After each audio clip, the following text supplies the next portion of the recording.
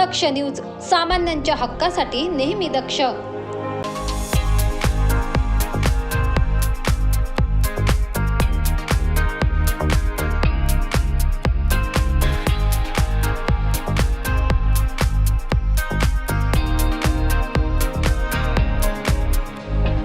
छगन भुजबळ यांच्या नाशिक येथील घरावर सुरक्षा यंत्रणेत वाढ करण्यात आली आहे.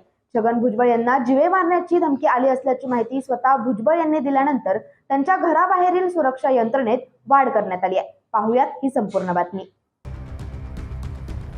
छगन भुजबळ यांच्या नाशिक येथील घराबाहेर पोलिसांचा मोठा फौज फाटा तैनात करण्यात आलाय.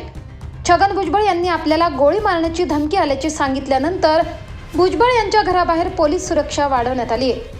विधानसभेमध्ये मराठा आरक्षणावर बोलताना छगन भुजबळ यांनी आपल्याला गोळी मारण्याची धमकी मिळाली असल्याचे सांगितल्यानंतर त्यांच्या घराबाहेर सुरक्षा यंत्रणेत वाढ करण्यात आली आहे. ब्युरो रिपोर्ट, दक्ष न्यूज, नाशिक.